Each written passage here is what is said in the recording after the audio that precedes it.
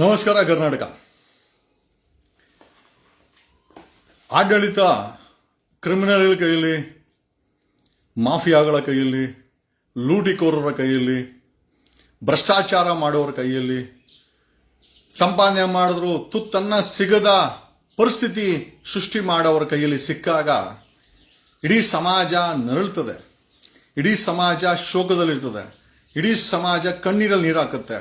ಇಡೀ ಸಮಾಜದ ನಾನಾ ಸಮುದಾಯಗಳು, ನಾನಾ ವರ್ಗಗಳು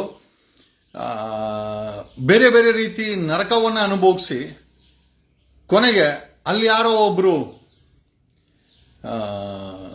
ಧ್ವನಿ ಮಾಡೋರು ಉಟ್ಕೊಂಡಾಗ ಒಂದು ಸಮಾಜ ಎಸ್ ನಮ್ಮ ಪರವಾಗಿ ಯಾರೋ ಸಮಾಜದಲ್ಲಿ ಧ್ವನಿ ಮಾಡಕ್ ಇದ್ದಾರೆ ಅಂತ ಹೇಳಿ ಒಂದು ಮಟ್ಟಕ್ಕೆ ಬದಲಾವಣೆಗೋಸ್ಕರ ಕಾಯ್ತಾ ಇರೋವಂಥ ಸಮಾಜ ಒಂದು ಕಡೆ ಆದರೆ, ಕರ್ನಾಟಕದಲ್ಲಿ ನೀವೆಲ್ಲ ನೋಡಿರ್ಬೋದು, ಧ್ವನಿ ಮಾಡಿದ್ರೆ, ವಿಡಿಯೋ ಮಾಡಿದ್ರೆ, ಪ್ರಶ್ನೆ ಮಾಡಿದ್ರೆ ಸುಳ್ಳು FIRಗಳು, ರೌಡಿ ಶೀಟ್ರುಗಳು, ಪೊಲೀಸರು ಮನೆ ನುಗ್ಗೋದು, ಇದೆಲ್ಲ ನೀವು ಕರ್ನಾಟಕದಲ್ಲಿ ನೋಡಿದ್ರೆ ಎಲ್ಲ ಪೊಲೀಸರ ಯೋಗ್ಯತೆ ಏನಂತ ನಾವು ಹೇಳೋದೇನು ಬೇಕಾಗಿಲ್ಲ. ಕರ್ನಾಟಕದಲ್ಲಿ ಪೊಲೀಸರ ನಿಜವಾದ ಯೋಗ್ಯತೆಯನ್ನು ಅವರೇ ಸಮಯಕ್ಕೆ ಪ್ರೂವ್ ಮಾಡ್ಕೊಂತ ಇದ್ದಾರೆ. ಇದು ಕರ್ನಾಟಕದ ಕತೆ. ಆದರೆ ಬಿಹಾರದಲ್ಲಿ ಭರತ್ ಭೂಷಣ್ ತಿವಾರಿ ಅನ್ನೋ ಒಬ್ಬ ಸಾಮಾನ್ಯ ವರ್ಗದ ವ್ಯಕ್ತಿ ಅಲ್ಲಿನ ಜನರ ನೋವುಗಳಿಗೆ, ಸಮಸ್ಯೆಗಳಿಗೆ ಫೇಸ್ಬುಕ್ ಮುಖಾಂತರ ಧ್ವನಿ ಮಾಡಿಕೊಂಡು ಅಲ್ಲಿರುವ ಸಮಸ್ಯೆಗಳನ್ನು ವ್ಯವಸ್ಥೆಗೆ, ಸಮಾಜಕ್ಕೆ, ಅಲ್ಲಿರುವಂಥ ಬಿಹಾರ ರಾಜ್ಯಕ್ಕೆ, ಅಫ್ಕೋರ್ಸ್ ಈ ಕೆಲವು ದಿನಗಳ ಹಿಂದೆ ಆ ಭರತ್ ಭೂಷಣ್ ತಿವಾರಿ ಅನ್ನೋ ಒಬ್ಬ ಹೋರಾಟಗಾರರನ್ನ ಅಲ್ಲಿನ ಬಿಹಾರ ಪೊಲೀಸರು ರಾಜಕಾರಣಿಗಳ ಕುತಂತ್ರದಿಂದ ಗುಂಡಾಕಿ ಸಾಯಿಸಿಬಿಟ್ಟಿದ್ದಾರೆ.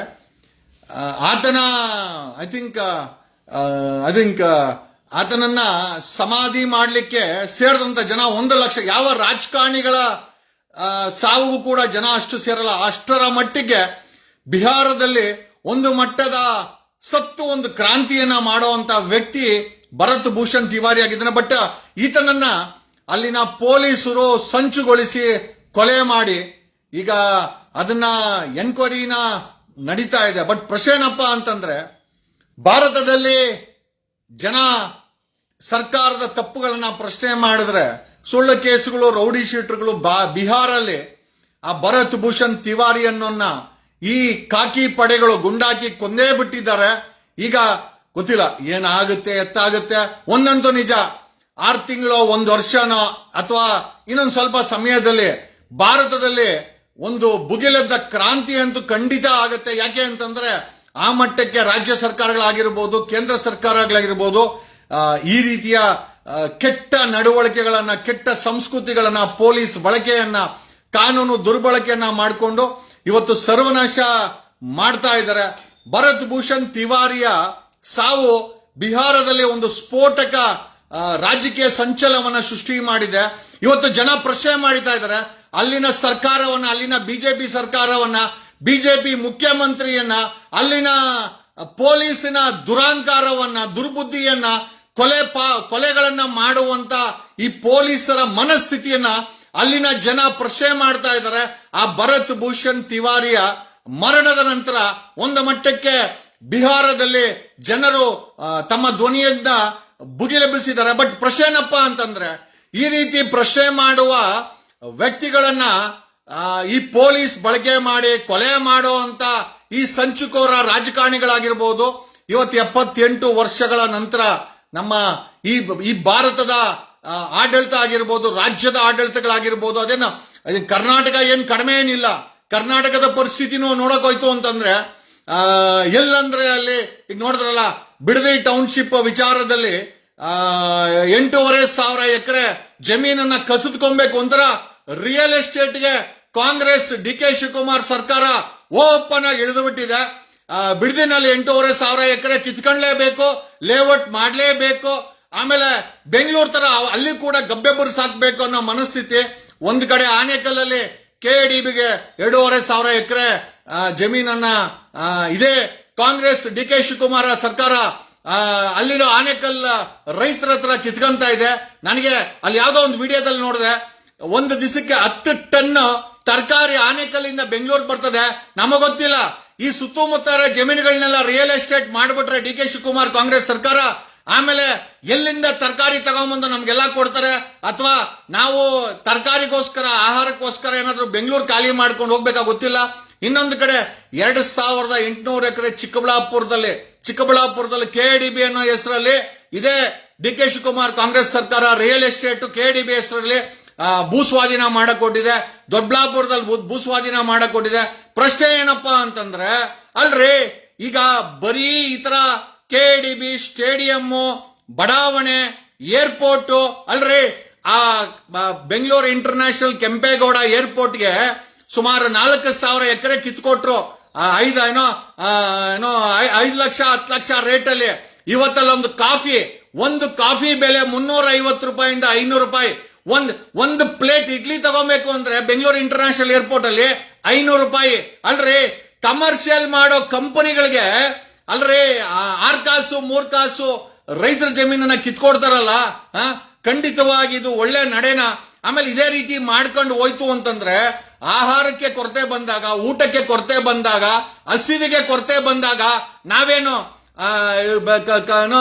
ಕರ್ನಾಟಕದ CM ಡಿ ಕೆ ಶಿವಕುಮಾರ್ ಅವ್ರ ಮನೆ ಸದಾಶಿವನಗರದಲ್ಲಿ ಹೋಗಿ ಕಾಯಕ್ಕಾಗತ್ತಾ? ಖಂಡಿತವಾಗಿ ಇದಕ್ಕೆಲ್ಲ ಪ್ರಶ್ನೆ ನಮ್ಗೆ ಉತ್ತರ ಬೇಕಾಗಿದೆ. ನಮ್ಗೆ ಮಹಾಲಕ್ಷ್ಮಿ ಲೇಔಟ್ ಅಲ್ಲಿ ಒಂದ್ ಯಾವ್ದೋ ಕಾರ್ಯಕ್ರಮದಲ್ಲಿ ನಮ್ಮ ಶ್ರೀ ಶ್ರೀ ಶ್ರೀ ನಿರ್ಮಲಾನಂದ ಸ್ವಾಮೀಜಿಗಳು ಡಿ ಕೆ ಶಿವಕುಮಾರ್ ನಮ್ಮ ಒಕ್ಕಲಿಗ ಸಮುದಾಯದ ಅಂತ ಅವ್ರು ಹೇಳಿದ್ದು, ನಮ್ಮ ಒಕ್ಕಲಿಗ ಸಮುದಾಯದ ಡಿ ಕೆ ಶಿವಕುಮಾರ್ ಒಂದ್ಸತಿ CM ಆಗ್ಲಿ ಬಿಡಿ ಅಂತಂದ್ರು. ನಾವು ಅದೇ ಆದಿಚುಂಚನಗಿರಿ ಮಠದ ಪೀಠಾಧಿಪತಿಗಳಾದಂತ ಶ್ರೀ ಶ್ರೀ ಶ್ರೀ ನಿರ್ಮಲಾನಂದ ಸ್ವಾಮೀಜಿಗಳೇ, ನಿಮ್ಮ ಆಸೆ ಏನೋ ಬಗೆಹರಿತು. ನಿಮ್ಮ ಆಸೆ ಪ್ರಕಾರ ಡಿ ಕೆ ಶಿವಕುಮಾರ್ ಈಗ CM ಆಗಿದ್ದಾರೆ. ಆದ್ರೆ ನೀವು ನಿಮ್ಮ ಸಮುದಾಯದವರು ಅಂತಂದ್ರೆ ಇರ್ಲಿ, ಒಕ್ಕಲಿಗ ಅಂದ್ರೆ ನಾನು ಸೇರ್ಕೊಂತೀನಿ. ಬಟ್ ಇಲ್ಲಿ ಪ್ರಶ್ನೆ ಏನಪ್ಪಾ ಅಂತಂದ್ರೆ, ಸಮುದಾಯಕ್ಕೆ ಸ್ವಾಮೀಜಿಗಳು, ನಿರ್ಬಂಧ ಸ್ವಾಮೀಜಿಗಳು ಡಿ ಕೆ ಶಿವಕುಮಾರ್ ಅವ್ರನ್ನ CM ಆಗ ಆಸೆ ಏನೋ ತೀರಿದೆ ಸ್ವಾಮೀಜಿಗಳೇ. ಬಟ್ ಆದರೆ ನಿಮ್ಮ ಆಸೆ ಪ್ರಕಾರ ಡಿ ಕೆ ಶಿವಕುಮಾರ್ CM ಆಗಿ ಒಂದು ಕಡೆ ಬಿಡದಿನಲ್ಲಿರೋ ರೈತರ ಜಮೀನನ್ನ ಕಿತ್ಕೊಂಡು ಬಡಾವಣೆ ಮಾಡಕ್ ಕೊಟ್ಟಿದ್ದಾರೆ. ಇನ್ನೊಂದ್ ಕಡೆ ಆನೇಕಲ್ಲಲ್ಲಿ 2,500 ಎಕರೆ KDB ಮತ್ತೆ ಸ್ಟೇಡಿಯಂ ಕಿತ್ಕೊಂತಾ ಇದ್ದಾರೆ. ಒಂದ್ ಕಡೆ ಚಿಕ್ಕಬಳ್ಳಾಪುರದಲ್ಲಿ ಅಲ್ಲಿ KDBಗೆ ಕರ್ನಾಟಕದಲ್ಲಿ ನಾನಾ ಕಡೆ ಬರೀ ರಿಯಲ್ ಎಸ್ಟೇಟ್ ಮಾಡಕ್ಕೋಸ್ಕರ ಒಂದು ರೀತಿಯಲ್ಲಿ ಒಂದು ಮೇಲಿಂದ ನೋಡಿದ್ರೆ, ಒಂದು ಹದ್ದಿನ ಕಣ್ಣಲ್ಲಿ ನೋಡಿದ್ರೆ ಕರ್ನಾಟಕ ಕಾಂಗ್ರೆಸ್ ಸರ್ಕಾರದ ಡಿ ಕೆ ಶಿವಕುಮಾರ್ ಸರ್ಕಾರ ಒಂದು ರೀತಿಯಲ್ಲಿ ರಿಯಲ್ ಎಸ್ಟೇಟ್ ಇಳಿದ್ಬಿಟ್ಟಿದ್ಯಾ. ರೈತರ ಜಮೀನನ್ನ ಕಿತ್ಕೊಂಡು ಓಕೆ ಏನೋ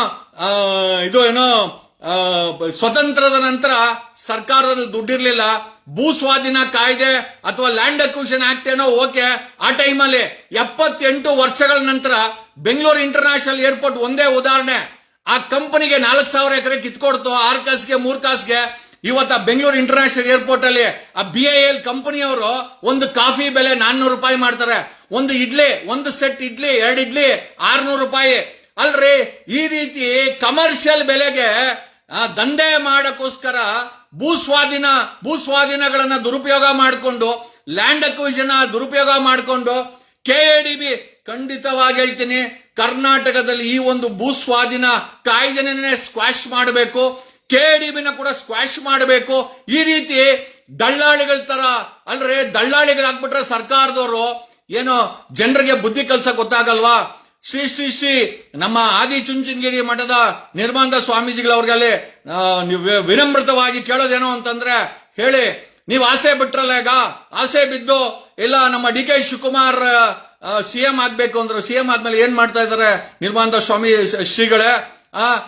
ಅಲ್ಲ, ಒಬ್ಬ ಕೆಂಪೇಗೌಡನ ಸಮುದಾಯ, ಕೆಂಪೇಗೌಡರ ಒಂದು ಅಸ್ತಿತ್ವವನ್ನ ಮುನ್ನಡೆಸಕ್ಕೋಸ್ಕರ ಕರ್ನಾಟಕದಲ್ಲಿ ಒಕ್ಕಲಿಗರ ಸಂಘ, ಆದಿಚುಂಚನಗಿರಿ ಮಠ ಇದೆ. ಬಟ್ ಆದರೆ ಇವತ್ತು ಕೆಂಪೇಗೌಡರ ಹುಟ್ಟಿದ ಈ ಒಂದು ಬೆಂಗಳೂರಲ್ಲಿ ಒಂದ್ ಎಕರೆ ಹಸಿರಿಲ್ಲ, ಎಲ್ಲ ಮಾರ್ಕೊಂಡು ತಿಂದಾಕಿದ್ದಾರೆ. ಇದೇ ರೀತಿ ಬಡಾವಣೆ ಮಾಡ್ತೀವಿ ಅಂತೇಳಿ ರಿಯಲ್ ಎಸ್ಟೇಟ್ಗೆ ಸರ್ಕಾರಗಳು ಹಿಡಿದ್ರೆ ನೀವೇ ನಿಮ್ಮ ಆಸೆನೆ. D K Shivakumar Mahalakshmi layout ಅಲ್ಲಿ ಯಾವುದೋ ಕಾರ್ಯಕ್ರಮದಲ್ಲಿ ಆದಿಚುಂಚನಗಿರಿಯ ಶ್ರೀಗಳು ಡಿ ಕೆ ಶಿವಕುಮಾರ್ ಒಂದ್ಸತಿ ಆಗ್ಲಿ ಸ್ವಾಮಿ, ಈಗ ನಿಮ್ಮ ಆಸೆ ಏನೋ ತೀರ್ತು, ಬಟ್ ಇವತ್ತು ಇದೇ ರೀತಿ ರಿಯಲ್ ಎಸ್ಟೇಟ್ ಮಾಡ್ಕೊಂಡು ಜೀವನ ಮಾಡಕ್ ಕೊಟ್ಬಿಟ್ರೆ ಸರ್ಕಾರಗಳು ಖಂಡಿತವಾಗಿ ಮುಂದೆ ಜನಕ್ಕೆ ಆಹಾರಕ್ಕಾಗಿರ್ಬೋದು, ಊಟಕ್ಕಾಗಿರ್ಬೋದು, ಹಸಿವು ಜಾಸ್ತಿ ಆಗಿ ಮತ್ತೆ ಜನರಿಗೆ ಆಹಾರ ಸಿಕ್ಕಿಲ್ಲ ಅಂತಂದ್ರೆ ಸ್ವಾಮಿಗಳೇ ನಿಮ್ಮ ಆಸೆ ಏನೋ ತೀರ್ತು, ಜನರಿಗೆ ಹೊಟ್ಟೆ ಕೂಡ ಊಟ ಸಿಗದಿರೋಂಥ ಪರಿಸ್ಥಿತಿ ನಿರ್ಮಾಣ ಆಗುತ್ತೆ. ಕಂಪ್ಲೀಟ್ ಕಮರ್ಷಿಯಲ್ ಮಟ್ಟದಲ್ಲಿ ಎಲ್ಲ ನಡೀತಾ ಇದೆ. ಒಂದು ಸರ್ಕಾರ ಸಾರ್ವಜನಿಕರ ಪರವಾಗಿ ಕೆಲಸ ಮಾಡಬೇಕೇ ಹೊರತು ಭೂಸ್ವಾಧೀನ ಅನ್ನೋ ಹೆಸರಲ್ಲಿ ನಾನು ಹೇಳ್ತೀನಲ್ಲ, ಯಾರಿಗಾರು ಗಟ್ಸ್ ಇದ್ರೆ ಕರ್ನಾಟಕದಲ್ಲಿ ನೀವು ಕೇಳಿ, ಮುಂದೆ ಬರೋ ಸರ್ಕಾರಗಳು ಕೆಡಿಬಿನ ಮುಚ್ಚಾಕಬೇಕು. ಕರ್ನಾಟಕ ಭೂಸ್ವಾಧೀನ ಕಾಯ್ದೆನ ಅದನ್ನ ಸ್ಕ್ರಾಪ್ ಮಾಡಬೇಕು. ಅಂತವ್ರಿಗೆ ಮಾತ್ರ ವೋಟ್ ಕೊಡಿ. ಯಾಕೆ ಅಂತಂದ್ರೆ ಗೆಲ್ಲೋವರೆಗೂ ನಿಮ್ ವೋಟ್ ಬೇಕು, ನಿಮ್ಮ ಭಿಕ್ಷೆ ಬೇಕು. ಗೆದ್ದ ಮೇಲೆ ನಿಮ್ಮ ಜಮೀನನ್ನ, ನಿಮ್ಮ ಮನೆಗಳನ್ನ, ನಿಮ್ಮ ಕೃಷಿ ಭೂಮಿಗಳನ್ನ ಕಿತ್ಕೊಂಡಿವ್ರು ರಿಯಲ್ ಎಸ್ಟೇಟ್ ಮಾಡೋ ಅಂತ ಬಕಾಸುರಾಗ್ತಾರೆ. ಅದಕ್ಕೆ ಸ್ವತಃ ನಮ್ಮ ಆದಿಚುಂಚನಗಿರಿ ಸ್ವಾಮಿಗಳು ಸಹ ಆಸೆ ಪಟ್ರು. ಬಟ್ ಆಸೆ ಏನೋ ಓಕೆ, ಇವತ್ತು ಆ ಬಿಡಿದಿನಲ್ಲಿ ಮಾಡ್ತಾರೋ ಅನ್ಯಾಯ, ಆ ಆನೆಕಲ್ಲಲ್ಲಿ ಮಾಡ್ತಾರೋ ಅನ್ಯಾಯ, ಆ ಚಿಕ್ಕಬಳ್ಳಾಪುರದಲ್ಲಿ ಪಾಪ ಧ್ವನಿನೇ ಯಾವ ಮಾಧ್ಯಮದವರು ಅದನ್ನ ಕವರೇ ಮಾಡ್ತಾ ಇಲ್ಲ. ದೊಡ್ಡಬಳ್ಳಾಪುರದಲ್ಲಿ ಅನ್ಯಾಯ ಮಾಡ್ತಾರೆ. ದಾಬಾಸ್ಪೇಟೆನಲ್ಲಿ ಯಾವುದೋ BPL ಕಂಪನಿ ಕೊಡಿಸಿ ಅವ್ನು ಮಾರ್ಕೊಂಡು ಹೊಟ್ಟೋಗ್ಬಿಟ್ಟ. KDB ಇಂದ 149 ಎಕರೆ ಕೊಟ್ಟಿದ್ದು BPL ಕಂಪನಿಗೆ. ಹಂಗೆ ಅವ್ನಿಗೆ ಒಳ್ಳೆ ರೇಟ್ಗೆ ಬಂದಾಗ ಒಂದು 15 ವರ್ಷ ಬಿಟ್ಟು ಯಾವ್ದೋ ಮಾರುತಿ ಅವನಿಗೆ ಮಾರ್ಕೊಂಡು ಹೋದ. ಇವತ್ತು KDB ಅನ್ನೋ ಹೆಸರಲ್ಲಿ, ಭೂಸ್ವಾಧೀನ ಅನ್ನೋ ಹೆಸರಲ್ಲಿ ರಿಯಲ್ ಎಸ್ಟೇಟ್ ಮಾಡಿಕೊಂಡು ಸಾವಿರಾರು ಕೋಟಿ ಆಸ್ತಿಗಳನ್ನ ಮಾಡ್ಕೊಂತಾರ ರಾಜಕಾರಣಿಗಳು, ಅಧಿಕಾರಿಗಳಿದ್ದಾರೆ. ಇವ್ರುಗಳು ಲೂಟಿ ಮಾಡ್ತಾ ಇರೋದು. ಆಮೇಲೆ ನಮ್ಮ ಬ್ಯಾಕ್ ಟೈಮ್ ಅಥವಾ ನಮ್ಮ ಕಮ್ಮಿ ತಿಳುವಳಿಕೆನೋ ಗೊತ್ತಿಲ್ಲ, ಇಂಥ ಮಾಫಿಯಾ ರಾಜಕಾರಣಿಗಳಿಗೆ ಮಠದ ಸ್ವಾಮೀಜಿಗಳು ಸಹ ಅವ್ರ ಪರವಾಗಿ ನಿಂತ್ಕೊಂತಾರೆ. ಆದರೆ ಕರ್ನಾಟಕದಲ್ಲಿ ರೈತರಿಗೆ ಅನ್ಯಾಯ ಆದಾಗ, ಸಾಮಾನ್ಯ ಜನರಿಗೆ ಅನ್ಯಾಯ ಆದಾಗ ಇದೇ ಮಠಾಧಿಪತಿಗಳು, ಮಠಾಧೀಶರು ಯಾರೂ ಕೂಡ ಜೊತೆಲಿ ಬರಲ್ಲ. ಬರೀ ಪ್ರಬಲರ ಜೊತೆ, ರಾಜಕಾರಣಿಗಳ ಜೊತೆ, CMಗಳಾಗೋರ್ ಜೊತೆ, ಮಿನಿಸ್ಟರ್ಗಳಾಗೋರ್ ಜೊತೆ ಸ್ವಾಮೀಜಿಗಳು ಗುರ್ಸ್ಕೊಂತಾರೆ ಹೊರತು ಖಂಡಿತವಾಗಿ ಸಾಮಾನ್ಯ ಜನರ ಪರವಾಗಿ ನಿಂತಿದ್ದದನ್ನ ಖಂಡಿತ ನಾವು ನೋಡಿಲ್ಲ. ನಿಜವಾಗ್ಲೂ ಕರ್ನಾಟಕ ಒಂದು ಕೆಟ್ಟ ರಾಜಕೀಯ ಪರಿಸ್ಥಿತಿಲಿ ಹೋಗ್ತಾ ಇದೆ. ಒಂದ್ ಕಡೆ ಏನೋ ಕುರ್ಚಿಗಳ ಆಸೆ, ಕುರ್ಚಿಗೆ ಬಂದ ಮೇಲೆ ಭ್ರಷ್ಟಾಚಾರ ಕಡಿಮೆ ಆಗ್ಲಿಲ್ಲ. ಈ ಕಾಂಗ್ರೆಸ್ ಸರ್ಕಾರದಲ್ಲಿ ಅತಿ ಹೆಚ್ಚಿನ ಭ್ರಷ್ಟಾಚಾರ ನಡೀತಾ ಇದೆ. ಯಾವುದೇ ಜಿಲ್ಲೆಗೆ ಹೋಗಿ, ಯಾವುದೇ ತಾಲೂಕ್ ಹೋಗಿ, ಯಾವುದೇ ಪೊಲೀಸ್ ಸ್ಟೇಷನ್ಗೆ ಹೋಗಿ ವಸೂಲಿ ಇಲ್ಲದೆ ಯಾವುದು ನಡೆಯಲ್ಲ. ಆಮೇಲೆ ಎಷ್ಟೋ ಕೇಸ್ಗಳು ಬೀದಿಗೆ ಬಂದಿದೆ. ನಾವು ಕೇಳೋದೇನೋ ಅಂತಂದ್ರೆ, ಒಂದು ಒಳ್ಳೆಯ ಕರ್ನಾಟಕ, ಒಂದು ಒಳ್ಳೆಯ ನಗುವಿನ ಕರ್ನಾಟಕ ನಮಗೆ ಬೇಕು ಅಂತಂದ್ರೆ ಈ ಭ್ರಷ್ಟ ರಾಜಕಾರಣಿಗಳಿಗೆ, ಈ ಮಾಫಿಯಾ ರಾಜಕಾರಣಿಗಳಿಗೆ ಜನ ಇನ್ನು ಮೇಲೆ ವೋಟ್ ಹಾಕೋದು ಕಡಿಮೆ ಮಾಡಿ. ಖಂಡಿತವಾಗಿ ಹೇಳ್ತೀವಿ, ಬದಲಾವಣೆ ಕರ್ನಾಟಕದಲ್ಲಿ ಮಾಡಬಹುದು, ನೀವು ಮನಸ್ಸು ಮಾಡಿದ್ರೆ ಮಾತ್ರ. ಬಟ್ ಆ ಬದಲಾವಣೆಗೆ ನೀವು ಕೂಡ ಜೊತೆಲಿ ನಿಂತ್ಕೊಬೇಕು. ಅಲ್ರಿ, ಅಲ್ಲಿ ಯಾವನೋ ರೈತ, ಬಿಡದಿನಲ್ಲಿ ಯಾವನೋ ಒಬ್ಬ ರೈತ ಜಮೀನ್ ಕೊಟ್ರೋನು ಕೊಳಕ ನೀರನ್ನ ಬೋರ್ವೆಲ್ ಅಲ್ಲಿ ಬರ್ತಾ ಇರೋದನ್ನ ತೋರಿಸಿ, ನಾವ್ ಈ ಕೊಳಕ ನೀರಿಂದ ನಾವು ಕೃಷಿ ಮಾಡಕ್ಕಾಗಲ್ಲ, ಅದಕ್ಕೆ ಜಮೀನ್ ಕೊಡ್ತೀವಿ ಅಂತ ಹೇಳ್ತಾರೆ. ಅಲ್ರಿ, ಕೊಳಕ ನೀರು ಬಂದ್ರೆ ಶುದ್ಧೀಕರಣ ಘಟಗಳನ್ನ ಹಾಕಿ ಕೆರೆಗಳನ್ನ ಶುದ್ಧೀಕರಣ ಮಾಡಿದ್ರೆ ಬೋರ್ವೆಲ್ ಅಲ್ಲಿ ಒಳ್ಳೆ ನೀರು ಬರ್ತದೆ. ವೈಜ್ಞಾನಿಕವಾಗಿ ಬೆಂಗಳೂರನ್ನ ಗಲೀಜು ಮಾಡಿಟ್ಟಿದ್ದಾರೆ. ಬೆಂಗಳೂರಲ್ಲಿ ಕಸ ವಿಲೇವಾರಿ, ರೀಸೈಕಲ್ ಆಗಲ್ಲ. ಬೆಂಗಳೂರಲ್ಲಿ BWSSB ಕೆರೆಗಳಿಗೆ ಕಕ್ಕಸ್ಸು, ಇಂಡಸ್ಟ್ರಿಯಲ್ ವೇಸ್ಟ್ ಬಿಟ್ಟು ವಿಷ ಮಾಡಿಟ್ಟಿದ್ದಾರೆ. ಹಾಗಾಗಿ ವೈಜ್ಞಾನಿಕವಾಗಿ ಎಲ್ಲಿವರೆಗೂ ಸರ್ಕಾರ ಆಡಳಿತ ಮಾಡಲ್ಲ ಅಥವಾ ಒಳ್ಳೆ ಸರ್ಕಾರ ಬರಲ್ವೋ, ಈ ರೀತಿಯ ಮಾಫಿಯಾಗಳು ಕರ್ನಾಟಕದಲ್ಲಿ ಜಮೀನುಗಳನ್ನ ಕಿತ್ಕೊಳ್ಳೋದು, ರೈತರನ್ನ ಬೀದಿಗೆ ಬಿಡೋದು, ಅವೈಜ್ಞಾನಿಕವಾಗಿ ಸಿಟಿಗಳನ್ನ ಬೆಳೆಸಿ ಬೆಂಗಳೂರು ಗಬ್ಬು ವಾಸನೆ ಹೊಡಿತಾ ಇದೆ. ಕಸ ರೀಸೈಕಲ್ ಆಗಲ್ಲ, ಬೇಸಿಗೆನಲ್ಲಿ ಕುಡಿಯಕ್ಕೆ ನೀರು ಸಿಗಲ್ಲ. ಆಮೇಲೆ ಅತಿ ಹೆಚ್ಚಾದ ಟ್ರಾಫಿಕ್, ಜನಜಂಗುಳಿ, ರೋಗಗಳು. ಐ ಥಿಂಕ್ ಪ್ರತಿ 3ನೇ ಮನೆಯಲ್ಲಿ ಕ್ಯಾನ್ಸರ್ ಬರೋ ಮಟ್ಟಕ್ಕಿದೆ. ಇಂಥ ಪರಿಸ್ಥಿತಿನಲ್ಲಿ ಬೆಂಗಳೂರನ್ನ ಸೆಟ್ರೈಟ್ ಮಾಡಬೇಕಾದಂತ ಸರ್ಕಾರ ಭೂಸ್ವಾಧೀನ ಮಾಡಿಕೊಂಡು ಬಡಾವಣೆ ಮಾಡ್ತೀನಿ. ಅಲ್ರಿ, ಅಲ್ಲಿ ನಮ್ಮ ಬಿಡದಿನಲ್ಲಿ ಜಮೀನ್ ಕಿತ್ಕೊಂಡು ಬಡಾವಣೆ ಮಾಡಕ್ಕೆ ಇವರೇನು ರಿಯಲ್ ಎಸ್ಟೇಟ್ ಸರ್ಕಾರಗಳ ಇವೆಲ್ಲ. ಆಮೇಲೆ ಇದನ್ನ ಮಾಡಕ್ಕೋಸ್ಕರ ಭೂಸ್ವಾಧೀನ ಕಾಯ್ದೆ ಯಾಕೆ ಬರಬೇಕು? ಕುಮಾರಸ್ವಾಮಿ ಅವರು ಅಷ್ಟೇನೆ CM ಆಗಿದ್ದಾಗ ಕರ್ನಾಟಕ ಭೂಸ್ವಾಧೀನ ಕಾಯ್ದೆನ ಕೈ ಬಿಡಬೇಕಾಗಿತ್ತು, ಸ್ಕ್ರಾಪ್ ಮಾಡಬೇಕಾಗಿತ್ತು, ಆ ಕಾನೂನನ್ನ ತೆಗೆದಾಕಬೇಕಾಗಿತ್ತು. ಇವತ್ತು DK ಶಿವಕುಮಾರ್ ಅಲ್ಲಿ ಬಿಡ್ತಾ ಇಲ್ಲ, ಒಂದ್ ಕಡೆ ಆನೆಕಲ್ ಬಿಡ್ತಾ ಇಲ್ಲ, ಒಂದ್ ಕಡೆ ಚಿಕ್ಕಬಳ್ಳಾಪುರ ಬಿಡ್ತಾ ಇಲ್ಲ, ಒಂದ್ ಕಡೆ ದೊಡ್ಡಬಳ್ಳಾಪುರ ಬಿಡ್ತಾ, ಎಲ್ಲೂ ಬಿಡ್ತಾ ಇಲ್ಲ. ಎಲ್ಲಾ ಕಡೆ ಜಮೀನು ಹಸಿರು ಕಣ್ಣು ಕಾಣಿಸಿದ್ರೆ ಅಪ್ಪಾ ಇದನ್ನ ಅಕ್ವೈರ್ ಮಾಡಿಕೊಂಡು ಇದನ್ನ ಸರ್ಕಾರಕ್ಕೆ ತಗೊಂಡು ಲೇಔಟ್ ಮಾಡ್ತೀನಿ. ಅಲ್ರಿ, ಈ ರೀತಿ ಕಮರ್ಷಿಯಲ್ ಕೆಲಸ ಮಾಡೋಕ್ಕೋಸ್ಕರ ಸರ್ಕಾರ ಯಾಕಬೇಕು? ನಮ್ಗೆ ಯಾಕ್ರಿ ಬೇಕು ಸರ್ಕಾರ? ಆಮೇಲೆ ಖಂಡಿತವಾಗಿ ಇಂಥವ್ರನ್ನೆಲ್ಲ ಸೋಲಿಸಬೇಕು. ಓಕೆ, ನಾನು ಯಾಕೆ ಶ್ರೀ ಆದಿ ಚುಂಚನಗಿರಿ ಮಠದ ಮಠಾಧೀಶರ ಹೆಸರನ್ನ ತಗೊಂಡೆ ಅಂತಂದ್ರೆ, ಮಠಾಧೀಶರು ಏನೋ ಮಹಾಲಕ್ಷ್ಮಿ ಲೇಔಟ್ ಕಾರ್ಯಕ್ರಮದಲ್ಲಿ ಡಿ.ಕೆ. ಶಿವಕುಮಾರ್ CM ಆಗಬೇಕು, ಏನ್ ತಪ್ಪು ಆಗ್ಲಿ ಬಿಡಿ ಅಂದಿದ್ರು. ನಾನು ಅವತ್ತು ಕೂಡ ವಾದ ಮಾಡಿದ್ದೆ, ಸ್ವಾಮೀಜಿ ಅವರೇ ಇಂಥವ್ರೆಲ್ಲ CM ಆಗ್ಬಿಟ್ರೆ ಏನಿಲ್ಲ, ಮುಗ್ದೋಯ್ತು ಕತೆ ಅಂತ. ಇವತ್ತು ನಿಜವಾಗ್ಲೂ ಜನ ಅನುಭವಿಸ್ತಾರೆ, ಇನ್ನ ಮುಂದಕ್ಕೂ ಇನ್ನ ಜಾಸ್ತಿ ಅನುಭವಿಸ್ತಾರೆ. ಬಟ್ ಪ್ರಶ್ನೆ ಏನಪ್ಪ ಅಂತಂದ್ರೆ, ಆಸೆ ಬೀಳುವಂತ ವ್ಯಕ್ತಿಗಳು ನಿಜವಾಗ್ಲೂ ಕೂಡ ಸಾರ್ವಜನಿಕ ಹಿತಾಸಕ್ತಿ, ಡಿ.ಕೆ. ಶಿವಕುಮಾರ್ ಅವರು ಸಾರ್ವಜನಿಕ ಹಿತಾಸಕ್ತಿಯಲ್ಲಿ ಕೆಲಸ ಮಾಡಲಿ, ನಾವು ಸಪೋರ್ಟ್ ಮಾಡ್ತೀವಿ. ರಿಯಲ್ ಎಸ್ಟೇಟ್ ಕೆಲಸ ಮಾಡಿಕೊಂಡು ಸರ್ಕಾರನ ಬಿಸ್ನೆಸ್ ತರ ನಡ್ಕೊಂಡು ಹೋಯ್ತು ಅಂತಂದ್ರೆ ಮುಂದಿನ ದಿನಗಳಲ್ಲಿ ಜನ ಪಾಠ ಕಲಿಸ್ತಾರೆ. ಡಿ.ಕೆ. ಶಿವಕುಮಾರ್ ಅವರೇ, ನಿಮ್ಮ ಪಕ್ಷಕ್ಕೂ ನಿಮಗೂ ಎಲ್ಲರಿಗೂ ಯಾರ್ಯಾರು ಆಟ ಆಡ್ತಾ ಇದ್ದಾರೆ ಕರ್ನಾಟಕದಲ್ಲಿ ಜನ ನೋಡ್ತಾ ಇದ್ದಾರೆ. ಜನ ಮೌನಿ ಅನ್ಕೊಳಕ್ ಹೋಗ್ಬಿಡಿ, ಜನ ಪವರ್ಲೆಸ್ ಅನ್ಕೊಳಕ್ ಹೋಗ್ಬಿಡಿ. ವೋಟ್ ಹಾಕ್ಬೇಕಂದಾಗ ಜನರು ತಕ್ಕ ಪಾಠವನ್ನ ಕಲಿಸ್ರಿ. ಅಲ್ಲಿ ಪಕ್ಕದಲ್ಲಿ ತಮಿಳ್ನಾಡಲ್ಲಿ 40 ವರ್ಷ CM ಕುರ್ಚಿ ಮನೇಲಿ ಇಕ್ಕೊಂಡ್ರು DMK ಅವರು. ಸಿಎಂ ಸತ್ತೋಗ್ಬಿಟ್ಟ, ಮಾಜಿ CM ಚುನಾವಣೆಯಲ್ಲಿ ಸೋತೋಗ್ಬಿಟ್ಟ. ಅಹಂಕಾರ ಬಿದ್ದವರು, ದುರಹಂಕಾರ ಬಿದ್ದವರು, ದುರ್ಬುದ್ಧಿಯಿಂದ ನಡೆದವರು, ಅಧಿಕಾರ ಅನ್ನೋದನ್ನ ಒಳ್ಳೆ ನಡತೆ ಇಲ್ಲದೆ ದುರ್ನಡತೆ ನಡೆದವರು ಯಾರೇ ಆಗಿರ್ಬೋದು, ಜನರ ಪ್ರಾರ್ಥನೆಗೆ, ಜನರ ನೋವಿಗೆ ತುಂಬಾ ಶಕ್ತಿ ಇದೆ. ಮನ್ಸಲ್ಲೇ ಏನು ಹೇಳ್ದಿರಾ ಅವ್ರ ಪ್ರಾರ್ಥನೆ, ಯಾರು ನೀವೆಲ್ಲ ಹೇಳಿದ್ದು ಪ್ರಾರ್ಥನೆ ಫಲಿಸುತ್ತೆ ಅಂತ, ನಿಮ್ ಪ್ರಾರ್ಥನೆ ಫಲಿಸಿರ್ಬೋದು. ಈಗ ಜನರ ಪ್ರಾರ್ಥನೆ, ಎಸ್, ರಾಕ್ಷಸರು ಮಾಫಿಯಾಗಳು ಸೋತು ಮನೆಗೆ ಹೋಗ್ಲಿ, ಅವರು ನಾಶ ಆಗ್ಲಿ ಅಂತ ಜನ ಪ್ರಾರ್ಥನೆ ಮಾಡಿದ್ರೆ ಅದು ಕೂಡ ಫಲಿಸೋತಂತ ಸಮಯ ಬರ್ತದೆ. ಬಟ್ ಯಾರ ಸಾವನ್ನು, ಯಾರ ನಾಶವನ್ನು ನಾವ್ ಯಾರು ಬಯಸಲ್ಲ. ಬಟ್ ಆದರೆ ಇವತ್ತು ಸರ್ಕಾರ ನಡ್ಕೊಂತಾರಂತ ರೀತಿ ಇದೆಯಲ್ಲ, ಅಂದ್ರೆ ರಿಯಲ್ ಎಸ್ಟೇಟು ಭ್ರಷ್ಟಾಚಾರ ಅನ್ನೋದನ್ನ ಓಪನ್ ಆಗಿ ಮಾಡ್ತಾ ಇದೆಯಲ್ಲ, ಇದರ ವಿರುದ್ಧವಾಗಿ ನಮ್ಮ ಧ್ವನಿ ಇರುತ್ತೆ ಅಂತ ಹೇಳುತ್ತಾ, ಅದು ಬಿಡದಿ ಆಗಿರ್ಲಿ, ಆನೇಕಲ್ ಆಗಿರ್ಲಿ, ಚಿಕ್ಕಬಳ್ಳಾಪುರ ಆಗಿರ್ಲಿ, ದೊಡ್ಡಬಳ್ಳಾಪುರ ಆಗಿರ್ಲಿ, ಕರ್ನಾಟಕದ ಯಾವುದೇ ತಾಲೂಕು, ಜಿಲ್ಲೆ, ಗ್ರಾಮ ಆಗಿರ್ಲಿ, ರೈತರ ಪರವಾಗಿ, ಸಾಮಾನ್ಯ ಜನರ ಪರವಾಗಿ ನಮ್ಮ ಧ್ವನಿ ಯಾವಾಗ್ಲೂ ಇರುತ್ತೆ ಅಂತ ಹೇಳುತ್ತಾ, ಖಂಡಿತವಾಗಿ ಹೇಳ್ತೀವಲ್ಲ, ನಮ್ಮಂತ ಸರ್ಕಾರ ಬಂದ್ರೆ KDBನ ಸ್ಕ್ರಾಪ್ ಮಾಡ್ತೀವಿ. ಕಾರಣ ಯಾಕೆ ಅಂತಂದ್ರೆ 1.5 ಲಕ್ಷ ರೈತರ ಜಮೀನನ್ನ ಕಿತ್ಕೊಂಡಿದ್ದಾರೆ.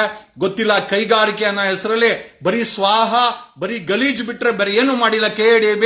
ಮತ್ತೆ ಕರ್ನಾಟಕದಲ್ಲಿ ಖಂಡಿತವಾಗಿ ನಮ್ಮಂತ ವ್ಯಕ್ತಿಗಳು ಏನಾದ್ರು ಸರ್ಕಾರ ರಚನೆ ಮಾಡಿದ್ರೆ ಖಂಡಿತವಾಗಿ we will scrap Karnataka land acquisition act. ಇಲ್ಲ, ಯಾರಾದ್ರೂ ಮಾಡ್ತಾರೆ ಅಂತ ನಿಮ್ಗೆ ಭರವಸೆ ಕೊಟ್ರೆ ಖಂಡಿತವಾಗಿ ಅಂತವ್ರಿಗೆ ಸಪೋರ್ಟ್ ಮಾಡಿ. ಕರ್ನಾಟಕದಲ್ಲಿ ಕರ್ನಾಟಕ ಭೂ ಸ್ವಾಧೀನ ಕಾಯ್ದೆ ಮತ್ತೆ KDB ಇವೆರಡೂ ಸ್ಕ್ರಾಪ್ ಆಗ್ಬೇಕು. ಮಾನವರು ಉಳಿಬೇಕು, ಜನ ಉಳಿಬೇಕು, ಕೃಷಿ ಉಳಿಬೇಕು. ಖಂಡಿತವಾಗಿ ಯಾರು ಹಸಿವಿನಿಂದ ಸಾಯಬಾರದು, ಬಡತನದಿಂದ ಸಾಯಬಾರದು.